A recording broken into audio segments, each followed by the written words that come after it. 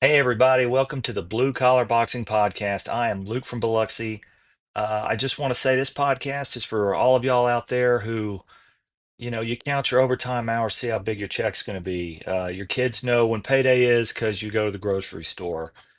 We're the guys that when the big fights get announced, we go, damn it, I hope I'm off. Hope I'm off from work that night. So this is for you, and I really look forward to getting into a dialogue. I expect this video is going to trigger a lot of people. Deontay Wilder is coming off a win a few weeks ago, about a month ago now, to Tyrell Herndon. It was in Wichita, Kansas. He finished him in 7 rounds. Herndon really didn't want anything to do with Wilder. He was there to survive. Wilder had to chase him the whole fight. I liked some of the things I saw. A lot of people are saying it's evidence Wilder is shot. I don't necessarily agree with that. I think he did some things right. He used his jab. He used his left hook to try to, sweep Herndon into that right hand. It was a good comeback fight to a good performance for someone coming off a year layoff. But immediately in the aftermath of that fight, a lot of people were on social media, calling for the end of Deontay Wilder's career, that this was it. And immediately speculation started to come into focus about whether or not Deontay Wilder deserves to go to the Hall of Fame. Um, I have some opinions on that. Let me first say, before I get into what I think, I've met Deontay Wilder a couple of times. I met him at the Beau Rivage here in Biloxi a little over 10 years ago. It was before he became champ, but, that title fight was looming, and he was incredibly nice, incredibly nice. Sat there and talked boxing, talked about the fights that night, talked about where he was going in his career, took pictures. I even saw him at another fight. These were Jermaine Taylor fights. Jermaine Taylor fought at the Bow a couple times, and one night he was there, and this was after he won the title. There were tens and tens of people lined up. He sat there and took a picture with every single one of them. The modern day autograph. He's a great guy. We're from similar parts of the world. I'm a fan. I will watch every Deontay Wilder fight from now until he retires. That's just how it's going to be. Uh, I like the guy. However, I just don't think he belongs in the International Boxing Hall of Fame in Canastota. And I'll tell you why. His big, claim to fame to get on the professional boxing scene was that he won an Olympic bronze medal 2008. Uh, that was pretty good for a guy who had like 45 or 50 amateur fights. He should be proud of that, and his fans citing that as a reason. One of the things I'll say about the bronze medal in the Olympics, and look, I'm a blue collar guy. I've got no chance at anything ever coming close to that. So before you destroy me in the comments, just want you to know I know that. But what I will say is a lot of people don't know this, but the bronze medal is a tie for third place. There are two bronze medals that are given in the Olympics, and it's pretty consistent among other combat sports in the Olympics. Taekwondo, uh, wrestling, judo, they all award two bronze medals. A lot of it is they want to inflate the medal count, they want to put more medals out there. Okay, I can see that, but the other thing is it's just less fights that they have to officiate, and over 8 weight classes, over 5 sports to have a box off between the number 3 and number 4 in the tournament for the bronze medal creates a lot of problems, scheduling, etc. And they're just lazy. I mean, we could talk about the International Olympic Committee for days, but not to take anything away from Deontay Wilder, but a bronze medal, I don't know. I don't know if he would have beaten that Cuban had they had to fight it out. So then he jumps on the professional scene. Good for him. His daughter had health problems. He needed to make money, needed to make money quick. His first 31 fights all ended by knockout. Pretty good stuff. A lot of that was against super low rated, below journeyman opponents. But that was Deontay Wilder's the extension of his amateur career. He needed those fights. He needed that process to get him at world level. So some of the fights in there, they're worth talking about just to give a full career retrospective. I think his best win Clearly was against Sergey Leohovich. He was a former WBO champ, had gone life and death with Lehman Brewster in a great fight. Uh, Wilder hit him and he like spasmed on the floor, and it was a huge knockout. The man can hit. He fought Owen what the heck Beck, who was way past his prime, but it still gave some legitimacy to Deontay's rise. He'd later fight Audley Harrison, the former gold medalist from the UK. That was Audley's last fight. He was kind of on the downturn anyway. He'd been knocked out a couple of times. But still, these are good fights. These are good building fights for him. I don't know what they add as far as getting him into the Hall of Fame. I don't know. He also fought his buddy there, his trainer, Malik Scott. Whatever happened there for you little Carmine fans from The Sopranos, I don't know, man. I don't know what to make of that one. But it was a stay busy fight. He was waiting for the title shot against Stavern. Don King had his hands in a lot of things and stalled the process, so he wanted to stay busy. I don't blame him for that. I just, that that is what it is. Whatever happened there. So then we get into the title run, right? Romain Stavern coming off two wins. Chris Arreola, the first fight was for the vacant WBC title that Vitaly Klitschko had vacated. It was a good fight. They rematched. Romain won again. Good for him. Then he fights Wilder. It's the first time Wilder had gone 12 rounds. He looked good. He won the fight clearly, probably won 8 or 9, maybe even 10 rounds of that fight. So, he becomes WBC champ, right? And that's a great accomplishment. That's a tremendous accomplishment. He should be applauded for that. He's clearly the greatest heavyweight that ever came out of Alabama.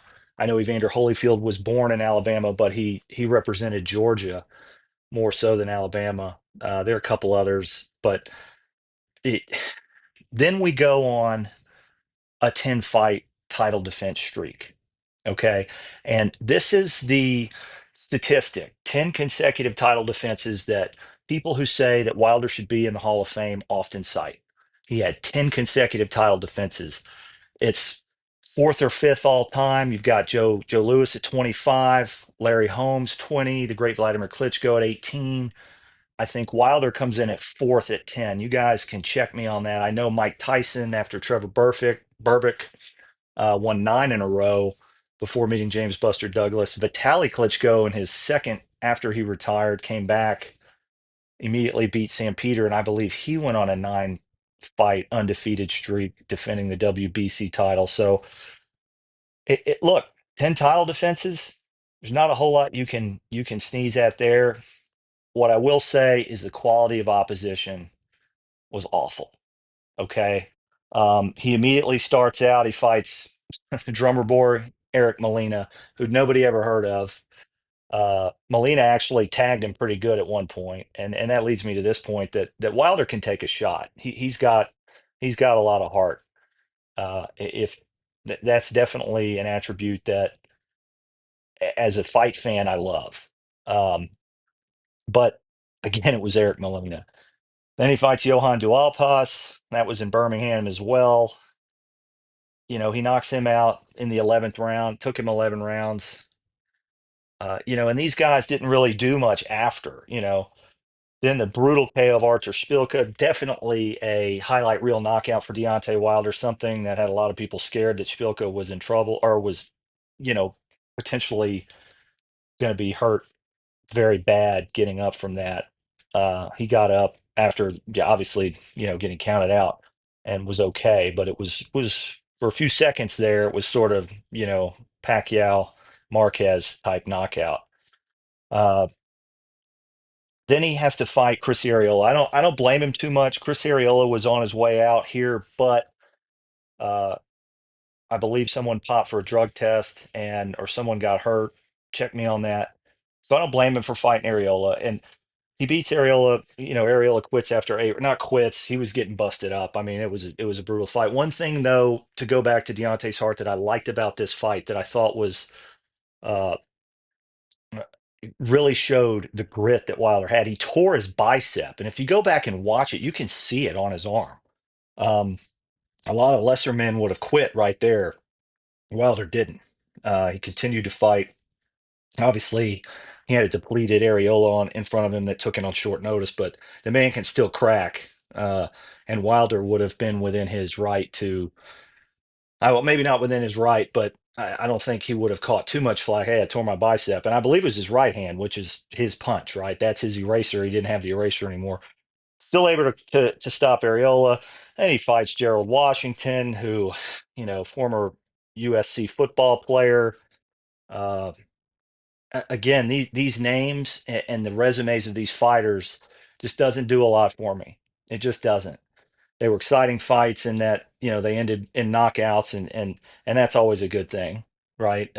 Especially when you're talking about heavyweight boxing. But there's just kind of a meh factor. It's just kind of a I don't really get a lot out of this when we're talking about Hall of Fame, right? Wilder can only beat the men in front of him, and he did that. But nevertheless, there's something left to be desired. Then we go on to perhaps his best win against Luis Ortiz, March 3rd, 2018, Barclays in Brooklyn. I happened to be able to go. My then girlfriend and now my beautiful wife bought me tickets to that fight, and I went, and it was a barn burner of a fight. Another fight that showed Wilder had heart. He was able to knock out Ortiz in the, I believe it was the, let's see, 10th round. So yeah, 10th round.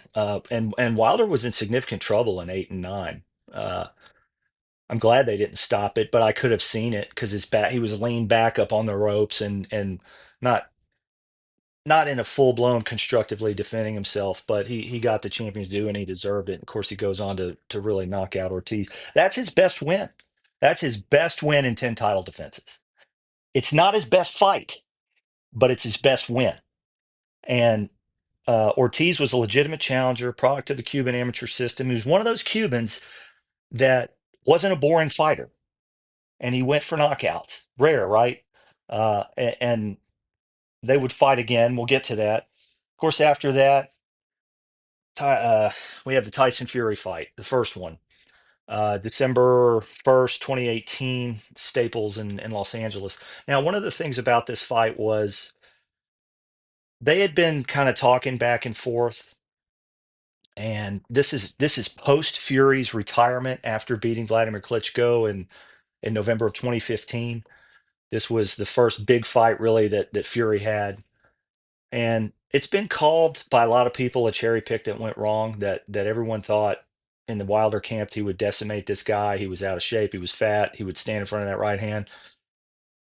At the time that the fight happened, during the fight, it was very high drama because at any second you think about a knockout. But really, if you go back and watch it again, it's a pretty boring fight.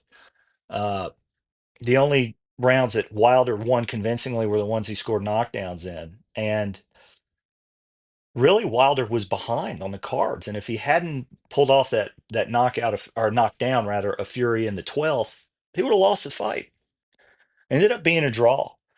I go back and watch it, and I just can't get to a draw for Wilder. Nevertheless, he got it. He salvaged the draw with a knockdown, and he deserves credit for that. And this is the best performance when you talk about caliber of opponents and how Wilder did in his entire 10 title defense run. The best. Uh, he fought well, he boxed well, he landed his power shots, he dropped Fury a couple times, and it still wasn't good enough to win the fight. So a lot of us thought we're going to get an immediate rematch. We don't. Wilder, about 6 months later, fights Dominic Brazil. This was a pretty good win for him. Brazil was in the top 10, and Wilder nearly decapitates him in a highlight reel knockout. Another good win for him, but in the context of what he did, Dominic Brazil did with Anthony Joshua, it made Deontay Wilder look really good. Then November 23rd, 2019, we get Luis Ortiz again. Much different fight than the first. A lot of boxing, a lot of posturing. Wilder was losing, uh, probably 4 rounds to 2, something like that, and then finds the right hand and puts Luis Ortiz's eyes in the back of his head. Good win, but again, the Ortiz wins are the best wins of his title defense run. Then 2020, we finally get the Fury rematch, and Wilder is absolutely destroyed. Didn't win a second of the fight. was tossed around like a rag doll, had all kind of excuses, all of that crap with the gloves, the suit that he wore into the ring was too heavy, his legs were gone, fires his trainer, all of that crap. It really put any kind of aura that Wilder had as this destructive force completely to bed at that point. It was over. Then, of course, COVID hits and we have a long layoff again. Not really Wilder's fault, but he didn't do anything. Had to basically sue to get the Tyson Fury rematch or the trilogy fight. Great fight. Again, Wilder shows tremendous heart, gets up from a knockdown, I believe, in round two, then turns around and drops Fury twice in round three, but couldn't capitalize. Couldn't capitalize. And then Fury probably lost the fourth round just to get the cobwebs out, but then proceeded to win every round of the fight in round to a very brutal knockout. Brutal knockout. Um, Wilder's taken a lot of damage. It's undeniable. He takes another year off and then fights Robert Helenius and goes 90 seconds with him, way past his prime, way past any kind of heavyweight relevance. I know he had beaten the Polak guy a couple of times, and at the time, I guess those wins looked good, but that later they didn't. They didn't age well with what the loser of those fights did post Helenius. It just didn't look good. Um, and that's where we end, guys. I mean, that's where we are. Then he takes another 14 months off, 13 months off, fights Joseph Parker, a fight I picked him to win, and I was totally wrong. Parker outboxes him, probably wins 10 rounds of that fight, 8, 9 rounds of that fight. And then we move on to a brutal knockout by Jalai Zhang, where clearly the Malik Scott spin move just really doesn't have a place in professional boxing. I'll leave it up to you guys to further comment on that. So, what don't we have here? We don't have really a signature win other than Luis Ortiz, and we don't have a comeback.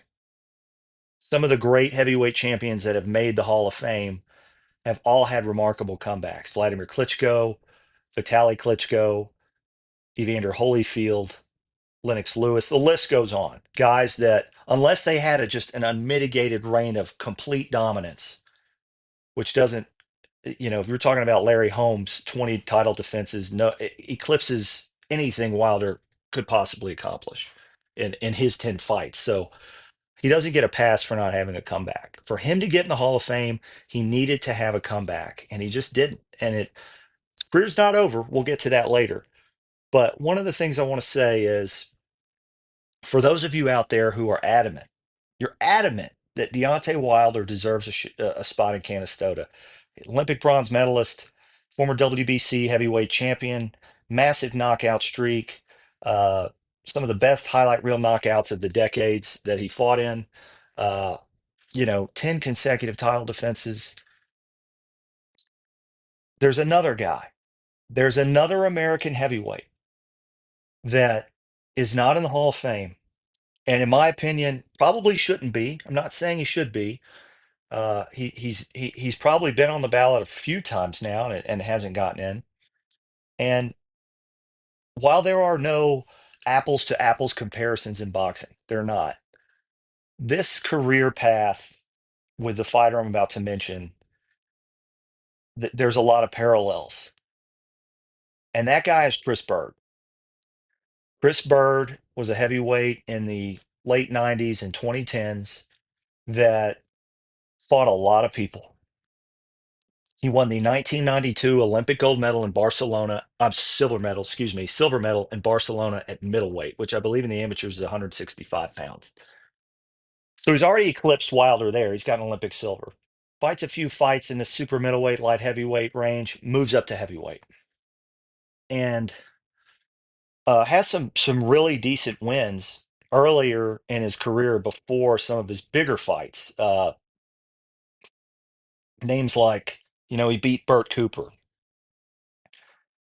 Jimmy Thunder's in there. He beat Ross Purity. Why does that matter? Ross Purity was the first guy to knock out Vladimir Klitschko. So, that's a win that pre-title reign means something. he would get knocked out by Ika Ibuchi. No one, save maybe Tyson Fury, is anywhere near in the league of Ika Ibuchi in Wilder's catalog of fights. Not even close. So, here comes a comeback, knockout loss. Then he wakes up and he finds himself in a WBA heavyweight title fight in 2000 against Vitaly Klitschko in Germany. Um, he was a late notice replacement. Um, HBO went over there and did it on Boxing After Dark. If that doesn't get your heart a little sad, then you might want to watch a different podcast. And Vitaly quits on a stool after the ninth round is completed. A lot of people discount this win, and I went back and I watched this fight 2 days ago. I did it on purpose because I was preparing for this. Bird probably wasn't winning clearly on the scorecards, but Vitaly didn't know that. And if you watch the last 3 rounds before Vitaly quits, Bird is backing him up, and Bird is taking his shots. And Vitaly didn't know he was winning. Vitaly probably thought it's either close to a draw or I might even be losing because every time Bird would land, uh, the crowd would go nuts. And he was backing Vitaly up. And Vitaly, in the dark recesses of his mind at that point, did not see a path to victory. He did not think he could stay on his feet for 3 rounds or win enough uh, points in his eyes. Because, like I said, he didn't know he was winning in 3 rounds and he quit. Shoulder injury. I'm not saying it wasn't a legit injury, it was, but people don't like to rate this win for Bird. I do. I do. Forget what the judges said. It's about what's going on between the two fighters. And Bird beat him that night. He beat him. Becomes WBO heavyweight champion. Still kind of on the fringes of the WBO being accepted as a world title. HBO certainly didn't, but a lot of people did, especially over there. It was a big deal. Uh, in true Klitschko fashion, Bird would go on to fight Vladimir, and Vladimir would avenge that loss and take the WBO title. So he loses by decision.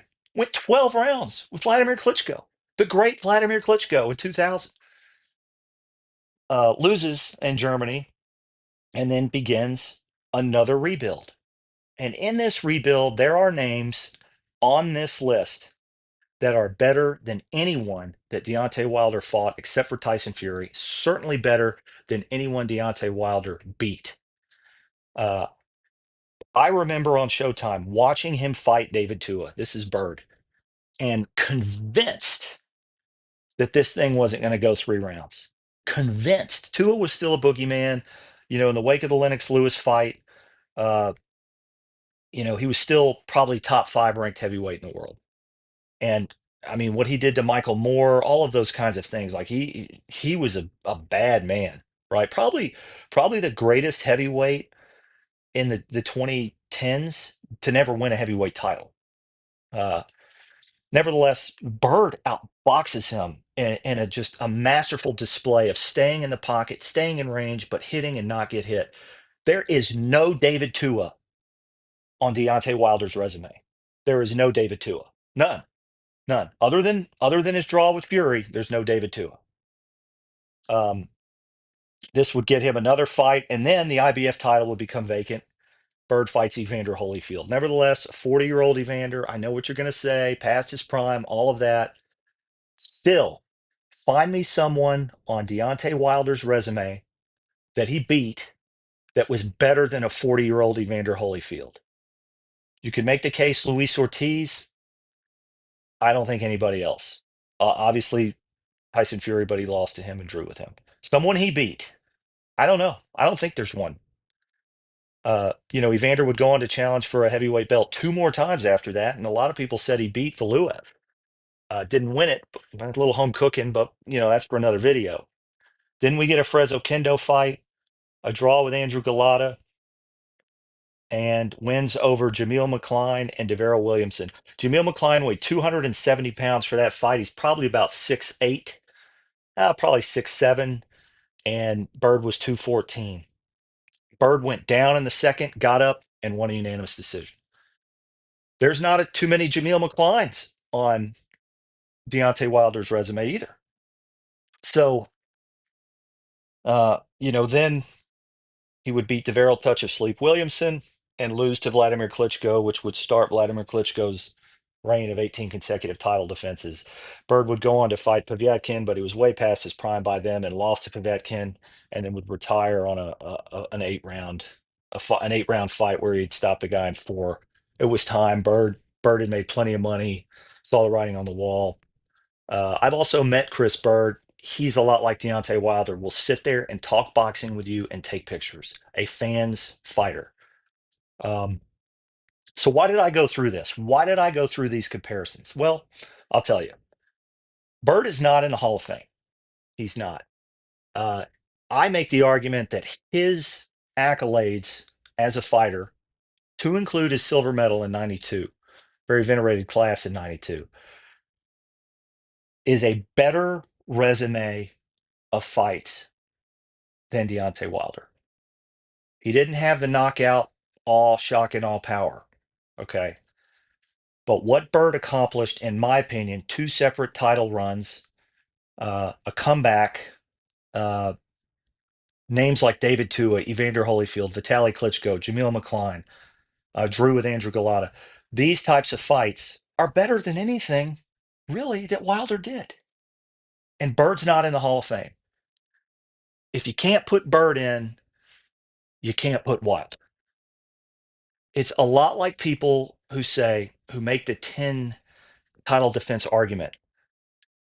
They're the same types that would tell you or use the same logic to say that Adrian Broner deserves to be in the Hall of Fame because he was a 4 belt titleist. Crap, right? Those 10 title defenses, if you go behind the numbers, were not great, guys. Now, before I close, Deontay Wilder's career is not over. He's still fighting. He's still in line for some potentially very big money fights. What can he do for the remainder of his career to get into the Hall of Fame? I'll tell you. We're about to be in a massive splintering, a massive exodus of or the exodus of Alexander Usyk, which will create a vacuum. We have 3 title holders, interim title holders right now, who will immediately be elevated. You have Joseph Parker, the WBO. That could happen in a couple of weeks. You have Ajit Kayabel, WBC interim champion. You have Kubrat Pulev, who's a WBA regular, who will be elevated to super duper WBA champion, whatever that is. The IBF doesn't have an interim title holder. I expect that they will in the coming months. They're going to sanction something because everyone's anticipating Usyk to ride off into the sunset. Wilder needs to fight one of those guys. I think he should challenge Kubrat Pulev. Pulev is the Mario Barrios of heavyweight title holders right now. And in fact, I don't think he fights again until he's elevated because he wants that money. He wants to attract a big name that's going to make him a lot of money. Someone like Anthony Joshua, Deontay Wilder, or someone who wants to claim a heavyweight belt with the easiest path forward. Fight one of those guys. Beat him. I don't think you need. I think you need to stay away from Joseph Parker. I don't. I think you probably stay away from Ajit Kayabel as well. However, if the IBF were to somehow wake up and make Chisora interim champion some way, go fight Derek Chisora. He stands right in front of you. Uh, Unify one of these belts. Go on a little run. Then we can rethink it. But right now, as much as I love Deontay, as much of a fan as I am of Deontay Wilder, I don't see it, guys. He's not a Hall of Famer in my book, and I wish him well. And as long as he continues to fight, I will continue to watch. Thank you. I am Luke from Biloxi. This is Blue Collar Boxing. I hope we see you again. Take care.